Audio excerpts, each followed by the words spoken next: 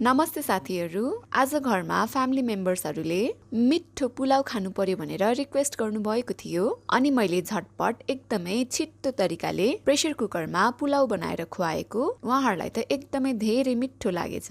डिक्चीमा उमालेर बनाएको भन्दा पनि एकदमै मिठो भयो रे। अनि हजुरहरूलाई पनि यसरी पुलाउ बनाउने रेसिपी भिडियो सेयर गरौँ भनेर यो रेसिपी भिडियो सेयर गर्दैछु। ल अब ढिला नगरी सुरु गरौँ है त। सुरुमा त मैले एउटा प्रेसर कुकरलाई थोरै हिट गरेर 2 चम्चा जति लोकल घिउ राखेको छु। त्यसैगरी यसमा सानो पिसमा काटेको नरिवल, थोरै छोकोडा, थोरै किसमिस र थोरै काजु र बदाम राखेर एकचोटि मजाले फ्राई गरिदिनु होला। थोरै खैरो कलर आइसकेपछि यसमा चाहिँ सानो पिसमा काटेको गाजरलाई पनि हाल्दिनु होला र यसलाई पनि एकचोटि मजाले फ्राई गरिदिनु होला। भेजिटेबलमा चाहिँ हजुरहरूले आफ्नो इच्छा अनुसार राख्न सक्नुहुन्छ। यसलाई पनि केही बेर फ्राई गरिसकेपछि लगभग आधी केजी जति भिजाएर राखेको लङ ग्रेन राइसलाई पनि राखिदिनु होला र यसलाई पनि एकचोटि मजाले चलाउँदै फ्राई गरिदिनु होला। यसलाई चाहिँ बिस्तारै चलाउँदै पकाउनु होला ताकि चामलको दाना नटुक्रोस् भन्नको लागि। अनि हजुरहरूले जहिले पनि पुलाउ बनाउँदाखेरि सकिन्छ भने बासमती चामल अथवा लङ ग्रेन चामल नै युज गर्नुपर्ने हुन्छ, जसको कारण पुलाउ एकदमै फुर्रा हुनुको साथै एकदमै मिठो र नरम हुन्छ।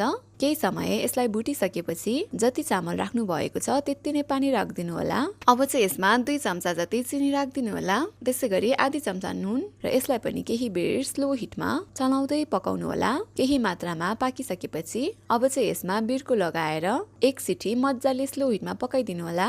लगभग 15-20 मिनट जति राखिसकेपछि हाम्रो एकदमै मिठो पुलाउ पनि तयार हुन्छ। हेर्नुस् त साथीहरू, हाम्रो यो पुलाउ एकदमै राम्रो बनिसकेको छ। चामलको दानाहरू पनि एकदमै फुर्र परेको छ भने कुनै पनि दाना टुक्रिएको छैन। यो चलाउँदाखेरि चाहिँ एकदमै ध्यान दिएर चलाउनु होला, जसले गर्दाखेरि चामलको दानाहरू टुक्रिन पाउँदैन। र मैले यसलाई एउटा प्लेटमा राखेर सर्भ गरेको छु। यसलाई चाहिँ हजुरहरूले मासु, तरकारी, अचारहरूसँग इन्जोय गर्न सक्नुहुन्छ। मैले चाहिँ घरमा चिकन करी बनाएर पुलाउसँग खाएको। यो त एकदमै मिठो बनेको थियो। चिकन करी पनि उत्तिकै मिठो, त्यसमाथि झन् पुलाउ त कुरै नगर्नुस्।